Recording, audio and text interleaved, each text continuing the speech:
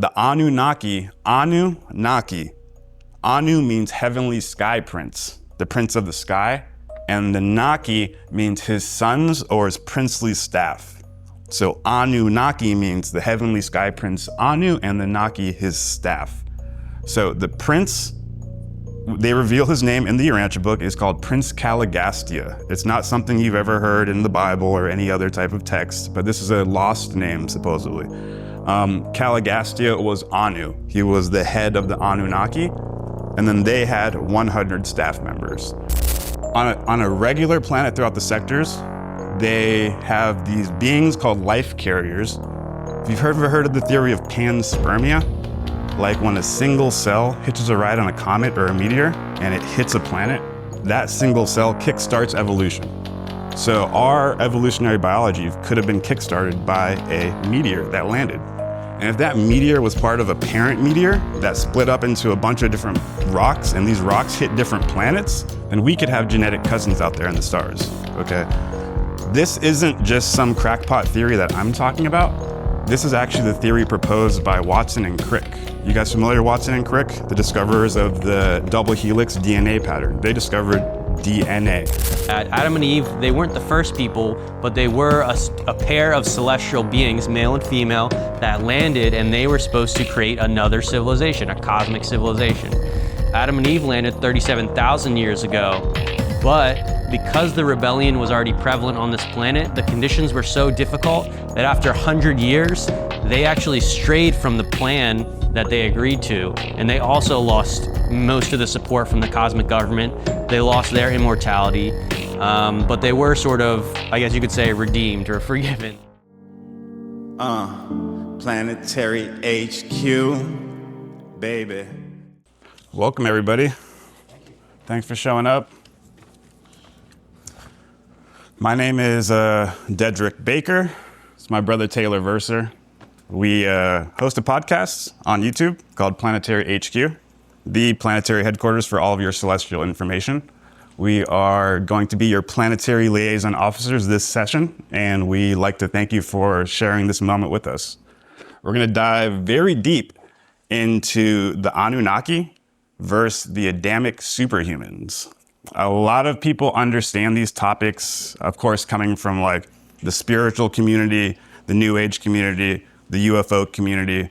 A lot of people have heard these topics thrown around, and everybody kind of understands that multiple religions talk about beings from the stars coming down to teach humanity. This is in the Bible, this is in the Hindu religion, this is in the Sumerian faith, this is in, like I said, multiple religions all around the world say the same thing. And we just want to, I guess, dive a little bit deeper, reveal some niche aspects about this timeline, and we hope that you can walk away from this with a little bit of a better understanding on how humanity came to be and why Earth is currently in the state it is in today. So with a little bit of background information, we'll be able to process the way, I don't want to swear, but how crap's messed up on planet Earth. Yeah, exactly. And if it does slip out, I'm sorry, forgive me. I don't think the creator will be too angry, but I promise I'll try to keep my swearing to a minimum. So you got anything before we jump into it? Yeah, absolutely. So obviously y'all have probably heard about the Anunnaki from Ancient Aliens. A guy named Sitchins made it kind of really popular because he did his own translations of some of the ancient tablets and scrolls. And then there's also some sort of modernly, I guess, scholarly translations that all kind of have their own set of what the Anunnaki papers come from Sumeria, what they are saying.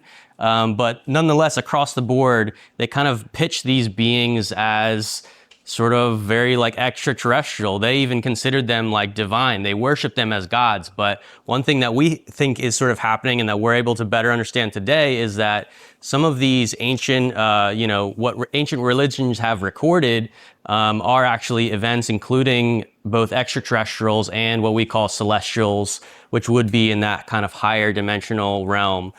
So we're trying to get into that. And really, actually, another big part of this presentation is trying to understand the original, I guess, hybridization program of humans on Earth, which really helps answer the question that modern science is a little bit clueless about of why are humans so different than all the other animals? What sets us apart from the monkey? We obviously look similar, but there's still this vast gap in intelligence, right?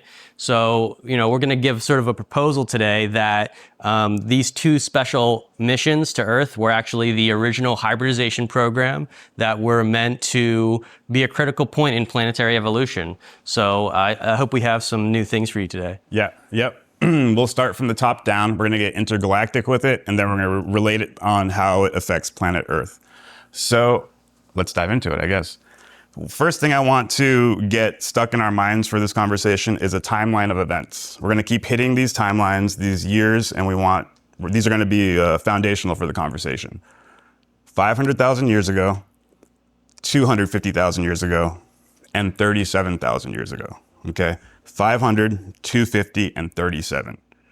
Those are the historical events that we're going to focus on when celestials landed, when they interacted with humanity.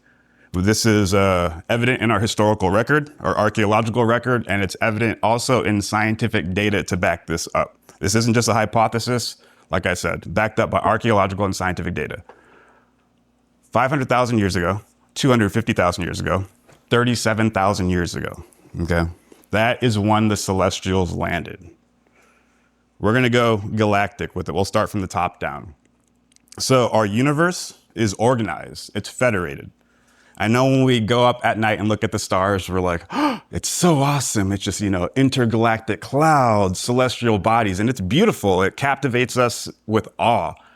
And it almost seems cold. Some people look at it as dark, as like mechanical, but it is actually a creation, and it is very organized. It is organized and administered by benevolent and very intelligent beings that existed way before humanity has existed.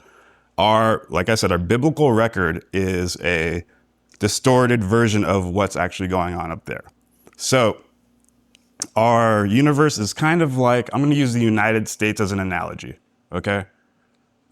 And we have 50 different states, and we have governors and mayors over different regions and territories, right? At the state level, at the county level, all of these states report up through a hierarchy to the President of the United States. And we have the United States. So 50 different sectors with representatives over these sectors that report to a lead head honcho, the president, okay? Let's use that analogy, and that is how the universe is also set up. The universe is sectored out and federated, and they have a celestial being in charge of every sector. You might know the being who is in charge of our sector. You might understand his name. You might have heard about him. His name was Lucifer. He was in charge of our galactic sector, and he was serving honorably for billions upon billions of years. He was a high celestial being, and he represented the high celestial government in a positive, benevolent way. He represented his sector greatly amongst the cosmic organization. About 500,000 years ago, I'm going to rewind it a little bit. Sorry, getting ahead of myself. So on a regular planet throughout the sectors, they have these beings called life carriers. If you've ever heard of the theory of panspermia, like when a single cell hitches a ride on a comet or a meteor and it hits a planet, that single cell kickstarts evolution. So our evolutionary biology could have been kickstarted by a meteor that landed. And if that meteor was part of a parent meteor that split up into a bunch of different rocks, and these rocks hit different planets, then we could have genetic cousins out there in the stars, okay? This isn't just some crackpot theory that I'm talking about. This is actually the theory proposed by Watson and Crick. You guys familiar with Watson and Crick, the discoverers of the double helix DNA pattern? They discovered DNA. When they discovered it, they realized that DNA is so advanced that there is no way that it could have evolved on planet Earth. That planet Earth is too young for it to have gone through the multiple combinations for it to lead to the byproduct of what we call DNA. Therefore, DNA must be older than our planet. And they actually wrote a paper. We didn't get the screenshot, but it's an academic paper published in Icarus. And they said that the DNA is a product of directed panspermia. So they didn't say not only is it panspermia where this cell hitched a ride on a comet randomly, they said it was directed panspermia, that celestial beings guided this single cell to our planet. And these guys, the discoverers of DNA, Not just me talking about it. They won the Nobel Prize for this. This was their hypothesis. So they thought that our DNA was placed here by celestial beings. So that's more scientific evidence to back this up. So back to the whole sectors, Lucifer in charge of our sector. They overwatch planets, and when a planet is ripe, hits the Goldilocks zone, they will place via directed panspermia, they will get that single cell to hit that planet and then overwatch evolution. So you see the microcells start appear, bacteria, algae, the normal Darwinian evolutionary scheme that we're taught in school. That is part of the normal evolutionary plan throughout the universe. Celestial beings overwatch this, and they see the tadpole, they see the crab, they see all these funky animals appearing, and they're like, nice, nice, nice. But they really want intelligent creatures, willed creatures who are conscious of themselves to generate. That's the entire purpose of the evolutionary petri dish on planets. So finally, boom, they see humans pop up. Humans pop up out of the evolutionary struggle, and they go, ding, ding, ding, we made one. And it kind of sends up a bat signal to the celestials, and then they send down a representative that looks like us to teach us, because now we're ready for the next step of evolution, of civilization. That's where we get the Anunnaki story from. These first wave of celestial beings that were sent down to teach humanity, because we appeared finally from the billion year evolutionary struggle. Lucifer himself did not land, but he sent delegates 500,000 years ago who were the Anunnaki. And that's where they were good. So when they first landed, they were still positive. They were still aligned with the galactic government, and they were teaching us civilization, teaching us mind, body, spirit progress, and trying to plant the seed for like a flourishing, beautiful, utopian planet. Remember I said 500,000 years ago? We're going to get back to that, but just to go back to the timeline, 250,000 years ago. So the Anunnaki, like I said, they rebelled. So they were good in the beginning at 500,000 years ago, and at 250 is when they chose. Lucifer said, I'm going to take my sector for myself. I'm going to rebel against the greater cosmos, and I'm actually going to create my own galactic kingdom. Little cool fun fact, Jesus Christ, when he spoke about the kingdom of heaven, back in the day, they didn't have the term universe. The universe was heaven. Back in the day, they didn't have the term government. They used the term kingdom. So kingdom of heaven is really the universal government, the galactic federation. That's what Jesus was talking about. It is. That's the entrance. That's the fee. It's inner entrance. Did you have something to say? Stupid question. The Lucifer, that's Satan that you're talking about. According to the Urantia book, which is, we actually have a table, and we're pulling all this information from the Urantia book. We're representatives of it. Lucifer and Satan are different beings. Satan was one of Lucifer's lieutenants. Yeah. So these are all celestial beings. Yeah. The celestial beings, this is Lucifer from the Bible. From the Bible, yes. And the Bible is a record of this, the war in heaven. And there's a garbled transcript of that event. Yeah. The Anunnaki, Anu means heavenly sky prince, the prince of the sky. And the Naki means his sons or his princely staff. So Anunnaki means the heavenly sky prince Anu, and the Naki his staff. So the prince, they reveal his name in the Urantia book, is called Prince Caligastia. It's not something you've ever heard in the Bible or any other type of text, but this is a lost name, supposedly.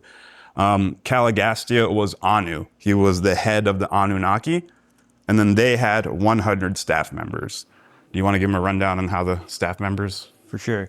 Yeah, so again, there's kind of three tiers to the UFO subject that I've sort of classed out, where I call it celestials, ultra-terrestrials, and aliens, right? So aliens, the normal aliens that people think of is like, we could go in a spaceship to their planet and they have physical bodies. They probably evolved from an animal species as well.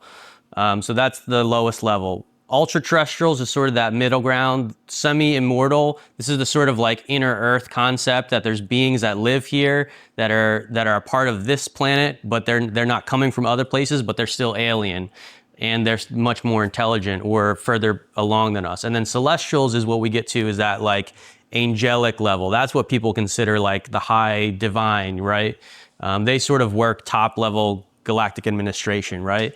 And so when we talk about the celestial that landed when humanity sort of sparked its consciousness and became fully self-aware, that was on the angelic celestial level. That's the Prince Caligastia, primary leader of planetary operations. But then these celestial beings, they don't have the same access to sort of like manifest and interact with the physical reality, right? Just because their light body is vibrating so fast that they see everything different. So what they need is they need a physical core of beings, which would be the sons of Anu, the Anunnaki, to actually work with the people. And the Anunnaki system then that this story kind of reveals, which is a unique take, and one of the reasons we're presenting this here, is not entirely normal alien level 3. They're more like ultra terrestrials level 2, because this book explains how they created specific avatar bodies in order to incarnate 100 physical staff members, 50 male, 50 female, into special bodies that could operate on the planet and were meant to survive immortally so that they could teach spiritual and material culture and create 100,000 year plus civilization. That was the original intention of the Anunnaki, and that doesn't entirely come through the Sumerian stories. We think the reason for that is that the Sumerian stories come far down the line. They come from the lineage of the Anunnaki's children, which is sometimes known as the race of giants, the mighty men of old. The Bible calls it Nephilim, but there's other stories of giants from the Native Americans. This sort of original, like, powerful lineage that came from this extraterrestrial intervention, right? And so that 100 staff, they are these core of beings, and it was actually like Deadrick was mentioning earlier, Lucifer, top level, manages like thousands of planets, has responsibility of an entire sector, sort of put out a manifesto and said, I don't believe the cosmic government is operating in our best interest. We're going to do it our way. And he put out a petition to all the planets in his sector. Hey, who wants to join me? Our planet was one of those joining. And this is what caused the planetary quarantine, which is also another theme that some of you may have seen in a couple different resources. The Law of One, Urantia book, Dolores Cannon. Even the prison planet ideology comes from this sort of central subconscious knowledge that we are like suppressed somehow on Earth. So that's an overview of the 100 staff. We'll take a question. I got one more thing on the staff. The lifespan of the Celestials, are they eternal? Were they created? Were they born? Good question. Let me segue, and then I'm going to lead up right to that. And we have till 11:15. Till 11:15. Okay, and we want to get the Adamic section too. So okay, so cool little story about how the Anunnaki were created. So if we say the staff, it's interchangeable with the Anunnaki. We call it the staff. And pretty much, so humans had appeared. We were all cavemen at the time. No celestials on planet yet, but the celestials were like, we need to send a representative.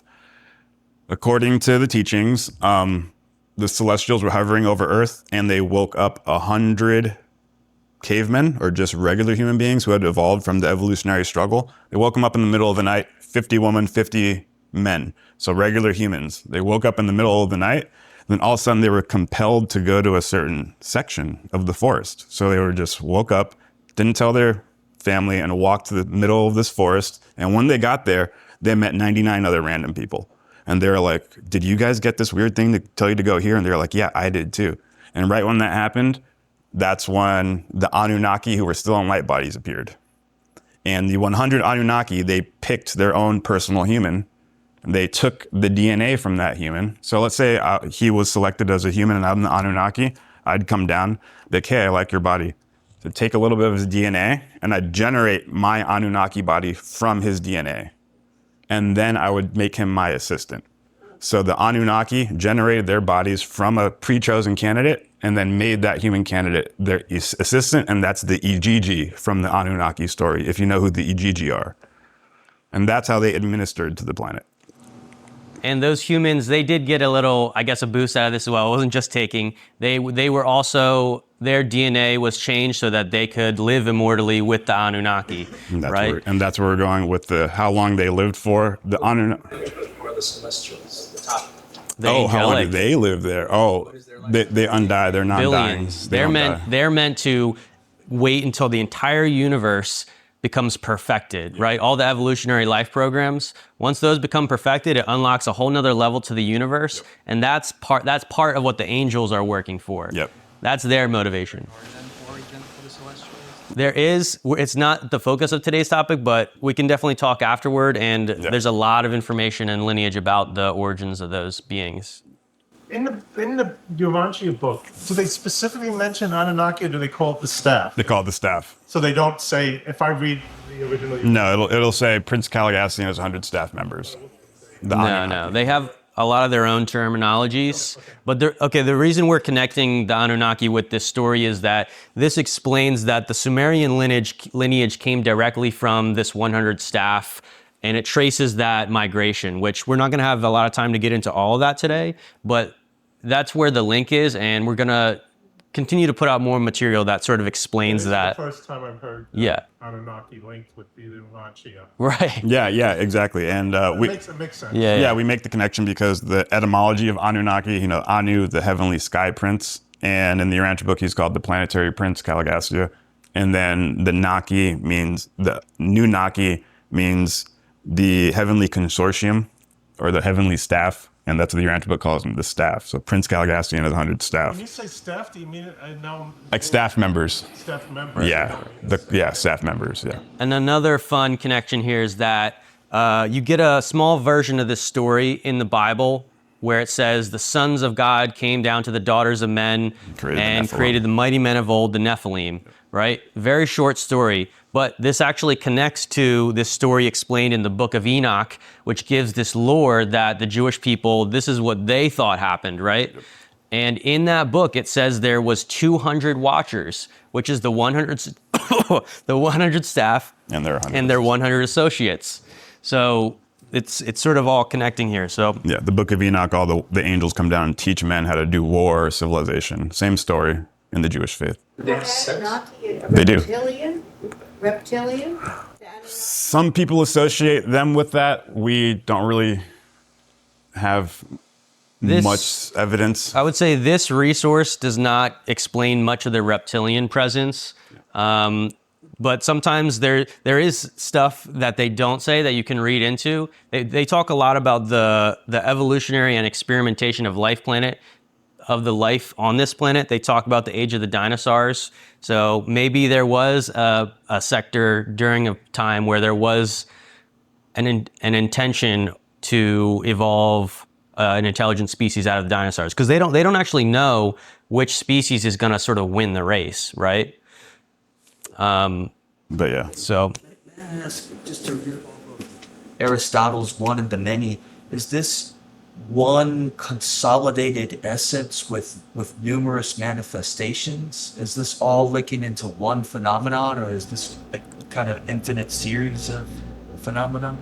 The first way you put it, I think, would be a more accurate depiction. Supposedly, just to be really quickly, like how the Urantia book reveals, just like a solar system and a cell, or an atom. An atom has a nucleus with protons and neutrons with electrons going around the outside. You see that same shape in a solar system with the sun in the center of planets going around the outside. A universe or a galaxy with a black hole with stars going around the outside. It seems to be a central point that upholds gravitationally the outside rotating disk. The Urantia book says the universe is actually shaped like that too. And in the center, but you can't see it with your telescopes, the center is a infinite ball of energy. It's never revealed its name. Some people call it the Father, some people call it Yahweh, some people call it whatever, but it's never revealed its own name. We name it. And then it actually, beings appear out of it, perfected and created already. And those would be the high celestial beings. So they all work for that central ball of light. Is that like a portal, something coming through there? It would be, the portal to the highest dimension. Yeah. Like, apparently, we go there at the end of our journey. We mean all humans? Yeah, after we die, we wake up on another planet, and we keep getting trained forever until we hit that central source. Like a regeneration? Yeah, like a cosmic ascension, a career, I guess you could say. and you get trained to function as all the angels in the cosmos. So by the time you reach your end of your cosmic journey, you will be able to function as other angels. So the word Anunnaki, what is that? Sanskrit? What kind of word? Sumerian. Yeah. So you're tracing our origins to Sumerian, not Egyptian or Phoenician or. Oh, they're all connected. They all are descended from these celestials that taught us civilization. Yeah, and we're going to get into that, how they migrated out from their areas to create, like the Hindu, even Peru, South American civilization. Should we talk about that or go into Adam and Eve? Because that's Let's sort of the hit Adam second and half. Eve, yeah. Yeah, let's hit Adam and Eve. Best connection with the Celestials, the Palladians. That's a good question. Yeah. We think there is a connection there. Or something, an immortal planet. Well, we hypothesize that because the Urantia book doesn't reveal exactly the sector we wake up when we die, but we can hypothesize it's a local star system, let's say like Orion or the Pleiades. So if that's where we wake up when we die, if there's beings coming from there, it kind of matches up, you know what I'm saying? Yeah. And it does say that our life program here, specifically the human form that we have now, had 60 previous iterations, and the celestial life carriers, their job is to make it better each time. Yeah. We think this could be probably a good explanation for why the Pleiadians look so similar to us, that this is actually a life-seeding program where they're trying to improve this type of human form, right? And the reptilian form is another type of form that they're working on, right? Nibiru is part of the Anunnaki story, yeah. Well, we were always land dwellers. We didn't evolve from the sea or the ocean. There are planets that do, but we evolved. We didn't. Yeah, we are land dwellers. We did evolve from the sea. Like the first germplasm, the panspermia, the first cell that started all evolution was from the sea. But we came out and we became land dwellers. That could be like reptilian from the sea to the land. Yeah, and I guess other planets, they also follow their own evolutionary stream and generate intelligences that could look like bat people, bird people, whale people. It depends on what form wins on that planet. And that's going to be pretty surprising for science as we discover more life in the cosmos. Why is there a race of beings that looks like a reptile, but they're from another planet? We have reptiles here. Yeah. It's because the Celestials manage these DNA programs and they implant life. They do like the directed panspermia, right? In Urantia, is there a system of development that you work through, or what's the goal of like the Urantian philosophy? Well, like he kind of said, the Celestials are working on a cosmic program. They say the universe is like a wall on the very outside, and it'll get unlocked. We'll unlock the new cosmic level once all the planets have hit their mind, body, spirit potentials. So when we all hit our mind, body, spirit potentials, turn this planet into a utopia where we're all just focused on creative growth, not hurting each other. When every planet does that, then the universe unlocks a new age. So that's kind of like the meaning of life right there, is to buck up and get the universe to that next level. And you can do your part by just growing yourself mentally, physically, and spiritually, and helping others do the same. And does Urantia teach you how to do that? Yeah, step by step. That's what we do too. 2,000 pages to look through. That's what we do on our YouTube channel. Like we do life coaching as well for mind, body, spirit progress. So when you say planets, you talk about the ones we are aware of in the solar system, or planets beyond it? Planets around other stars too, other star systems. Yeah. How many planets are there? We do get some numbers. It's in the billions. Yeah. Like billions, trillions. And it sectors amount. it out and explains how many are inhabited per region. Mm-hmm. We got about 10 minutes. You said 5. You said he held up. Yeah, 5. Okay. 5 minutes. Okay. Want to hit that down? Yeah. I'll do a short explanation then of what the second half of this presentation sort of connects with. We called it Anunnaki versus Adamic superhumans because there was a second celestial mission, which was meant to reclaim the planet from the rogue sons of Anu, because the Lucifer rebellion happened. The planetary angel went rogue and did his own thing. The staff split 60-40. 60 of them joined the planetary prince, and they ran their own ascension program, meaning they're not doing the normal thing where they send souls to the afterlife in a certain manner, right? Now they're evolving as completely different. They try to take over the planet. Which is why in the Anunnaki story, they look quite negative. They're modifying DNA, they're making slaves of humans. It wasn't the original intent, but it happened. because of that whole rebellion thing, right? 37,000 years ago? Well, so Not yet. so 200,000 years ago was the rebellion. The Anunnaki had already been here for a long time. So that rebellion happened. That's when they really kind of turned within the next amount of years. Like it really turned sour. They lost their immortality because the cosmos they had a switch that they could turn it off for them, right? And so the next mission that was lined up was the Adam and Eve mission, which the Bible explains Adam and Eve as the first people, but there's also a little bit of mystery where there could have been other people. It's just that, like for one example, when Cain kills Abel, Cain goes to the land of Nod to find a wife, right? So there's other people. Where did those other people come from? They're sort of assuming, the Christians, I guess, are assuming that, oh, it was just other kids of Adam and Eve, right? But basically, even in the theology, and that's just if you're from a Christian perspective, right? Science has its own kind of idea on all the different lineages. But getting to the Adam and Eve mission, Urantia has this really interesting story that Adam and Eve, they weren't the first people, but they were a pair of celestial beings, male and female, that landed, and they were supposed to create another civilization, a cosmic civilization. And they had a specific plan to get their progeny up to 500,000, 500,000 direct line descendants from Adam and Eve. And then they were supposed to integrate and actually intermarry with all the other native peoples on Earth. And that would have been like the best genetic upgrade to humanity that since the Anunnaki program, right? Which the Anunnaki program was not entirely meant to do that genetic thing. They actually went rogue and did a lot of experiments.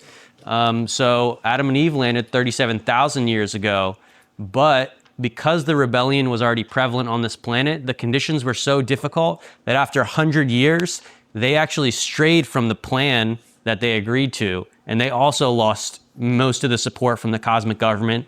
They lost their immortality. But they were sort of, I guess you could say, redeemed or forgiven. Like they didn't go rogue in quite the same manner, but they still messed up the program. And we didn't get the Adamic DNA system, which was that sort of original hybridization for humanity. So that's the sort of story here. That's the cliffhanger that I think we're going to have to leave you guys on. And it's all here in this book in 2,000 pages channel. and on our YouTube channel, Planetary HQ. Yep. So, If you're not subscribed, hit that subscribe button. We're on YouTube. Okay. Well, I've got a couple more things then. Planetary HQ, we talk about this every week. We drop episodes. You can stay up. We live stream and drop episodes. But to, I guess, riff off what we're talking about more now, remember the Anunnaki, when they rebelled 250,000 years ago, there's 100 of them and 60 rebelled, but 40 of the Anunnaki stayed positive. The leader of the rebel staff was named Nod. When Cain kills Abel, Adam and Eve banish him to the land of Nod. So there was already a pre-existing civilization on the planet Earth when Adam and Eve was here. And it even mentions it in the Bible. And Nod was the leader of the rebel faction. So they sent Cain into like the Badlands. Like, those are the rebels over there. You're going to go with them. You're no longer with us, Cain. You killed Abel.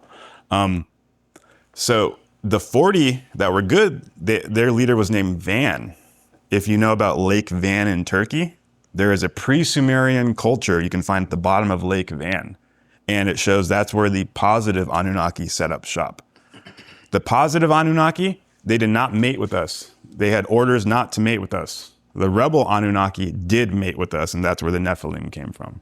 Fast forward to 37,000 years ago. There it is, 37,000. Now finally Adam and Eve land. So Adam and Eve get sent to reclaim the planet from the rebels. And unfortunately, they defaulted as well. Their mission was not a success. Like you said, they were supposed to mate with each other for 500 generations, only create their own Adamic species. And then after the 500th generation, they mate with us directly. I guess Eve took it upon herself to mate directly with the human population. And when that happened, it really caused a ruckus, and the Celestials didn't like that. Therefore, lust. it wasn't, the motivation actually wasn't entirely lust. Yeah. Because Adam and Eve were like, That's what she said or he said. That our Bible has a distorted story of it. It is actually Eve thought that she could fix the Anunnaki rebellion quicker if she got the genetics into the local population. So it was less about lust and more about we're trying to upstep the planet because they're so far behind. What's you mentioned a YouTube channel? Did you say what it was? Planetary HQ. Okay, great. Yep. And In Genesis, the thing that fascinates me is that in Genesis 6, where the sons of God, the angels came and looked at the women, desired them, and then took them as wives, and then the children were giants. Yep. Can you just explain a little bit about that specific?